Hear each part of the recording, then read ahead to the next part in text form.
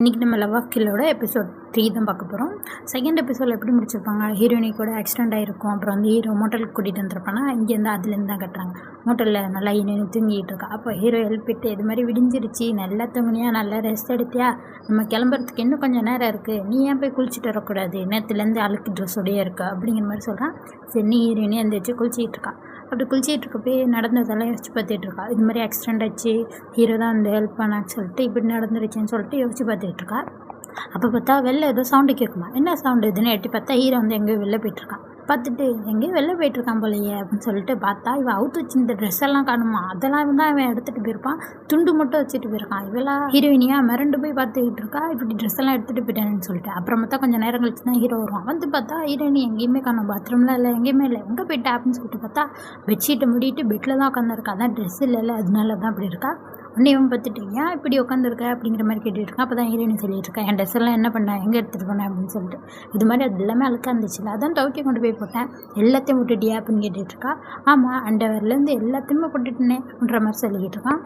ஹீரோயினியும் முறைச்சி பார்த்துக்கிட்டு இருக்கா. ஹீரோக்கு புரியலை. இவன் யோசிச்சுட்டு இருக்கான், ஏன் உமன்ஸோட அண்டர்வேரை வந்து வாஷிங் மிஷினில் போடக்கூடாதா என்ன அப்படின்னு சொல்லிட்டு அப்புறம் தான் யோசிக்கிறான். ஓ நீ போட்டுக்க எதுவுமே இல்லையா அப்படின்னு சொல்லிட்டு பார்த்துக்கிட்டு இருக்கான். தலைவாணி எடுத்து தலையில் அடிச்சுட்டு திருப்பி பொறி வச்சு மூடிட்டு உட்காந்துருக்கா. அப்புறம் மட்டும் கொஞ்சம் நேரம் கழிச்சு துணியெல்லாம் துவைச்சி வச்சு பாரு இப்போ சுத்தமாக இருக்கு பற்றியா அப்படின்னு சொல்லிட்டு ஹீரோ எடுத்துகிட்டு வந்து கொடுக்குறான். ஹீரோயினி வேக வேகமாக ட்ரெஸ் எல்லாம் போட்டுக்கிறா. அப்புறம் 2 பேருமே மோட்டலில் காலி பண்ணிட்டு கிளம்பிட்டாங்க. இப்போ ஹீரோயினி வந்து ஆஃபீஸ்க்கு தான் ஃபோன் அடித்து சொல்லிக்கிட்டு இருக்கா. இது மாதிரி நாளைக்கு வந்து நடந்தது எல்லாத்தையுமே சொல்கிறேன், ஏன்னா நைட்டு அவங்க திரும்பி போகல இல்லை, அதனால எல்லாத்தையும் சொல்லிக்கிட்டு இருக்கா. அப்புறம் வெளில வந்தோடனே ஹீரோ கேட்டுட்டு இருக்கான், என்ன நைட்டு இங்கேயே தங்கினதால உனக்கு பிரச்சனையா எப்போ அப்படின்ற மாதிரி கேட்டுக்கிட்டு இருக்கான். ஹீரோயினி எதுவும் சொல்லலை, சரி நான் பாட்டு போயிட்டுருக்கான். இவன் கேட்டுருக்கான், எங்கே போயிட்டுருக்கேன், நான் கொண்டு வந்து வரலான்னு இருந்தேனே அப்படின்ற மாதிரி. அவள் சொல்கிறான், இல்லை இல்லை ஆஃபீஸ்லேருந்து என்னை வந்து கூப்பிட்டுப்பாங்க, நான் ஆஃபீஸில் இருக்கவங்களோட போய்ப்பேன் அப்படிங்கிற மாதிரி சொல்கிறான். நான் உனக்காக தான் நின்றுட்டு இருந்தேன், உன்னை கொண்டு போய் இறக்கி விடலான்னு சொல்லிட்டு இப்படி பண்ணிட்டியே அப்படின்னு சொல்லிட்டு, சரி இங்கே பேர் மறந்துட்டு வரியே அப்படின்னு சொல்லிட்டு அவளோட ஃபோன் உடஞ்சிட்டுல அந்த வீட்டில் வந்து சுற்றுப்பாண்ண அதை எடுத்து கொடுக்குறான். ஹீரோயினி அதை வாங்கிட்டு நான் இதை தேடிக்கிட்டே இருந்தேன், நீ தான் வச்சிருந்தியா அப்படின்னு சொல்லிக்கிட்டு இருக்கா. அப்போ தான் வந்து ஹீரோயினி சொல்கிறா, இது மாதிரி மன்னிச்சிரு, உனக்கு நான் வந்து நிறைய தொல்லை கொடுத்துட்டேன் அப்படிங்கிற மாதிரி சொல்கிறா. ஹீரோ பார்த்துட்டு இதில் என்ன இருக்குது, உனக்காக நான் என்ன செலவு பண்ணேன், உனக்கு தான் அடிபட்டுருச்சு அப்படின்னு சொல்லிட்டு நீ இப்படி மன்னிப்பு கேட்கறது போல எனக்கு நன்றி சொல்லலாம், நான் வந்து இதெல்லாம் மறக்கவே மாட்டேன் அப்படிலாம் சொல்லலாம் அப்படிங்கிற மாதிரி கேட்டுகிட்டு இருக்கான். ஹீரோயினி பாட்டுக்கு எதுவும் சொல்லாமல் போகிறான். அப்புறம் தான் திருப்பி யோசிச்சுட்டு சொல்கிறான், இது மாதிரி அந்த வில்லன் கூட இது மாதிரி ஹீரோ கிட்ட இந்த மெசேஜை சொல்லுன்னு சொல்லியிருப்பானே, இது மாதிரி பண்ணதுக்கெல்லாம் அனுபவிக்க வேண்டிய நேரம் வந்துருச்சு துரோகியே அப்படின்னு சொல்லியிருப்பானே, அதை தான் சொல்கிறா. அவன் என்ன சொல்கிறான்னு உனக்கு புரிஞ்சுதா, அது உனக்கு எதுவும் தெரியுமா இதை பற்றி அப்படின்ற மாதிரி ஹீரோயினி கேட்குறான். ஆனால் ஹீரோ வந்து அதுக்கு பதிலே சொல்லாமல் திருமுழிச்சிட்டு நின்றுட்டுப்பான். சரின்னு சொல்லிட்டு ஹீரோயினியை கிளம்பிடுவா. அப்புறம் தான் ஹீரோ சொல்லிக்கிட்டு இருக்கான், இவன் இதை முன்னாடியே சொல்லியிருந்துருக்கலாம் அப்படின்னு சொல்லிட்டு. இப்போ தான் நம்மளுக்கு 5 வருஷத்துக்கு முன்னாடி என்ன நடந்துச்சுன்னு காட்டுறாங்க. ஹீரோ வந்து இந்த பாத்ரூமில் உட்காந்துருப்பான், அந்த ரெஸ்ட் ரூமில். அங்கே தான் வந்து வெளில நின்று அவன் கூட வேலை பார்க்குறான்ட்ட கத்திக்கிட்டு இருப்பான். இது மாதிரி என்ன நீங்கள் அவனை போய் நாமினிக்கு வந்து தேர்ந்தெடுத்திருக்காங்கன்னு சொல்கிறீங்க, அவனை வந்து பாஸுக்கு பிடிக்கும் தான், அதுக்கு நீ இதெல்லாம் ரொம்ப ஓவரு, அவன் வந்து 3 வருஷம் தான் ஆகுது அப்படிங்கிற மாதிரிலாம் கத்திக்கிட்டு இருக்கான். அவர் சொல்கிறாரு, இருடா கத்தாத, இன்றைக்கி வந்து ஓல்டு மேன் மீட்டிங்கில் வந்து இதை அனௌன்ஸ்மெண்ட் பண்ண போகிறாரு, ஆல்ரெடி இது வந்து எல்லாருமே ஒத்துக்கிட்டது தான், நம்மளால் இப்போ எதுவும் பண்ண முடியாது, அதோட அவன் வந்து இன்னும் பதவிக்கு வரத்துக்கு இன்னும் 10-20 வருஷம் ஆகும், அப்புறம் ஏன் நீ கவலைப்படுற அப்படிங்கிற மாதிரி சொல்கிறாரு. அதுக்காக சொல்கிறான், அப்போல்லாம் ஒன்றும் சொல்லலை அப்படின்னு பேசிகிட்டு இருப்பேன். ஹீரோ வந்து பாத்ரூம்லேருந்து வெளில வந்துடுறான். வெளில வந்துட்டு இந்த மாதிரி கூட இருக்கவர்கிட்ட சொல்லிட்டு இருக்கான், அது மாதிரி உங்கள்கிட்ட நான் கொஞ்சம் நேரம் பேசணும், நேரம் கிடைக்குமான்னு சொல்லிட்டு அவரை கூட்டு போயிட்டுருக்கான். இவன் வெளில வந்து செம கோவத்தில் இருக்கான், ஹீரோக்கு அந்த வேலையை கொடுக்க போகிறாங்களேன்னு சொல்லிட்டு. இங்கே வெளில வந்துட்டு அவர் கூட வந்து ஹீரோ பேசிகிட்டு வரான். அவர் சொல்லிட்டாரு, நீ எதுவும் அவனை பற்றி தப்பாக நினச்சிக்காதப்பா, அவன் வந்து ரொம்ப நாளாக இங்கே வேலை பார்த்துட்டு இருக்கான், நீ வந்து கொஞ்ச நாள் தான் ஆகுது, ஒன்றை வந்து நாமினி பண்ணிட்டாங்கல்ல, அதனால தான் அவன் கொஞ்சம் கோவமாக இருக்கான் அப்படிங்கிற மாதிரி சொல்லிக்கிட்டு இருக்காரு. உடனே ஹீரோன்னு சொல்கிறான், எனக்கும் புரியுது, அவரை பார்த்தா தான் எனக்கும் பொறாமையாக இருக்குது, ஏன்னா அவர் எப்போதுமே ஃப்ரீயாகவே இருக்கார்ல அப்படிங்கிற மாதிரி சொல்லிக்கிட்டு இருக்கான். இவர் சொல்கிறாரு, இப்படி சொன்னால் அவன் இன்னும் கோச்சிப்பான்ப்பா அப்படிங்கிற மாதிரி சொல்கிறாரு. ஹீரோ சொல்கிறான், நான் உண்மையாக தானே சொல்கிறேன் அப்படின்னு சொல்லிட்டு இவங்க வந்து பெரிய மீட்டிங் நடக்குது, அதுக்கு வந்து பாடி கார்டாக வந்து வேலை பார்த்துட்ருக்காங்க. எப்படின்னா இந்த ஆர்கனைசேஷன் வந்து ஒரு கேங்ஸ்டர் கேங் மாதிரி பெரிய ஒரு பவர்ஃபுல்லான ஆர்கனைசேஷன், அதில் தான் ஹீரோ வந்து பாடி கார்டாக வேலை பார்த்துட்டு இருக்கான். இங்கே மீட்டிங் போய்ட்டுருக்கா, அங்கே கட்டுறாங்க, வெளில வந்து சோகமாக உட்காந்துருக்கான். கூட இருக்கவங்களாம் சொல்கிறாங்க, என்னடா இவன் எப்படி உட்காந்துருக்கான் அப்படின்ட்டு. அப்போ தான் இன்னொருத்த சொல்கிறான், இது மாதிரி அந்த புதுசாக வந்தவனுக்கு நாமினி பண்ணிட்டாங்களாம், அதனால இவன் வந்து கோவத்தில் இருக்கான், அதோட கூட வேலை பார்க்குறவரும் ஹீரோக்கிட்டே பேசிகிட்டு இருக்காரு, ஹீரோ கூடயே சுற்றுறாருன்னு எனக்கு ஒரு பொறாமை அப்படிங்கிற மாதிரி சொல்லிட்டு இருக்காங்க. அவன் சொல்லிட்டு இருக்கான், அதெல்லாம் ஒன்றும் இல்லை, அவனை பார்த்தா ஏதோ சரியில்லை. அப்புறம் இங்கே கட்டுறாங்க, அந்த கூட வேலை பார்க்குறவர் வந்து பால்கனியில் நின்று ஸ்மோக் பண்ணிக்கிட்டு இருப்பார். அப்போ ஹீரோ வருவானா, ஹீரோவே ஸ்மோக் பண்ணுறியா அப்படின்னு கேட்குறாரு. இல்லை நான் பண்ணல அப்படிங்கிற மாதிரி சொல்கிறான்.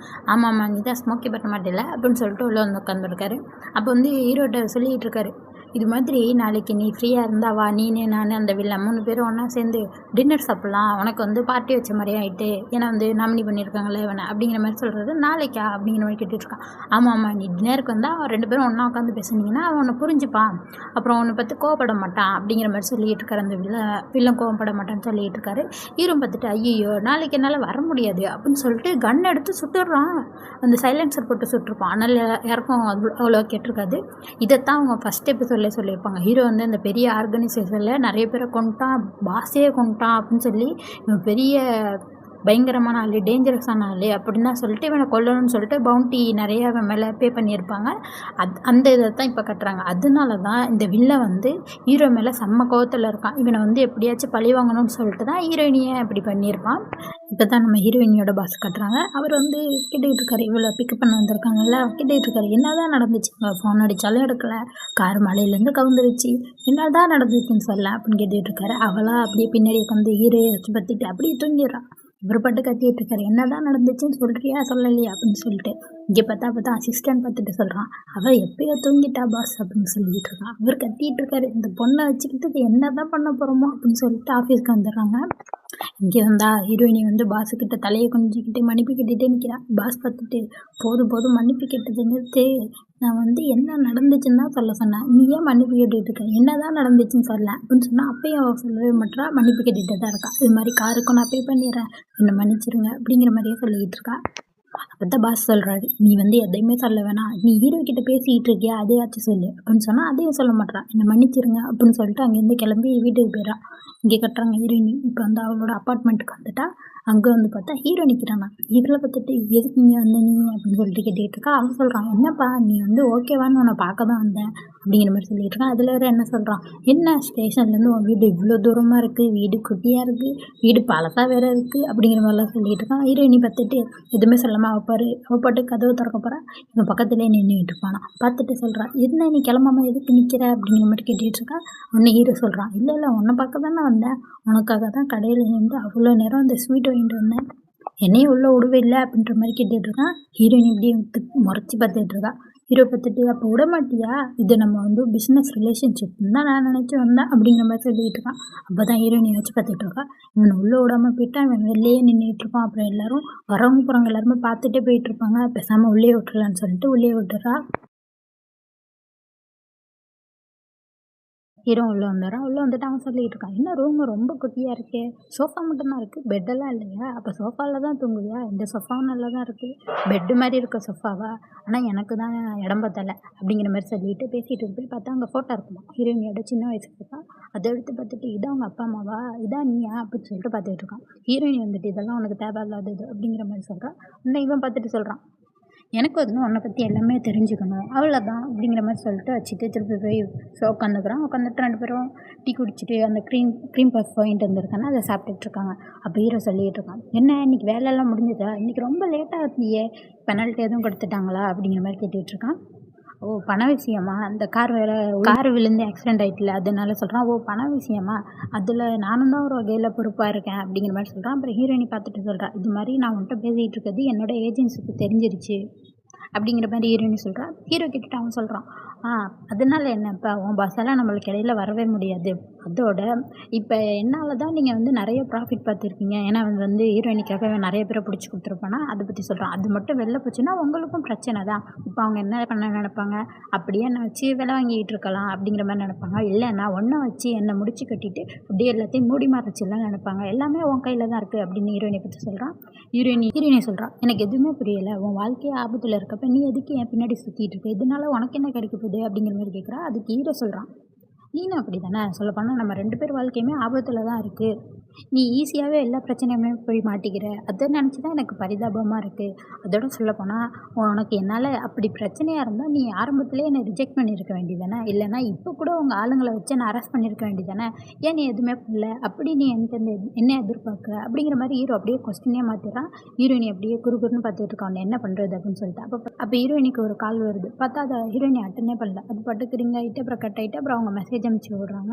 என்ன சொல்கிறாங்கன்னா, ஹீரோயினியோட அம்மா தான் இது மாதிரி அம்மா தான் பேசுகிறேன், நீ வந்து ஃபோனே அடிக்க மாட்ற, ரொம்ப பிஸியாக இருக்கேன்னு நினைக்கிறேன், சரி அப்பாவுக்கு வந்து டெத் ஆனிவர்சரி வருதில்ல, மறக்காமல் வீட்டுக்கு வந்துருப்பாரு, அதோட நீ திருப்பி வந்தால் எனக்கு கால் பண்ணுமா அப்படிங்கிற மாதிரி சொல்கிறாங்க. ஹீரோ பார்த்துட்டு ஏன் எடுக்க வேண்டியதானே அப்படிங்கிற மாதிரி சொல்லிட்டு பார்த்தா ஹீரோயின் வந்து சோகமாகவே இருக்கா. பார்த்துட்டு சரி நான் தப்பான நேரத்தில் வந்துட்டேன், நான் போயிட்டு வரேன், மன்னிச்சிரு அப்படின்னு சொல்லிட்டு போகிறப்ப இது வேறு சொல்லிட்டு போகிறான். இது மாதிரி வீட்டுக்குள்ளே வந்து தெரியாத ஆளுங்களெல்லாம் ஈஸியாக விடக்கூடாது, நிறைய கெட்ட பீப்புள் தான் இருப்பாங்க திரும்பல அப்படிங்கிற மாதிரி சொல்லிட்டு அவன் போகிறான். பார்த்தா ஹீரோயின் வந்து சோகமாகவே உட்காந்துருக்கா. இவன் ஏன் இப்படி இருக்கா, யார்கிட்டையுமே பேசாமன்னு சொல்லிட்டு தெரில. போக போக தான் தெரியும். அடுத்த எபிசோட் பார்க்கணும்னா மறக்காமல் சேனலை சப்ஸ்கிரைப் பண்ணிக்கோங்க. பாய்.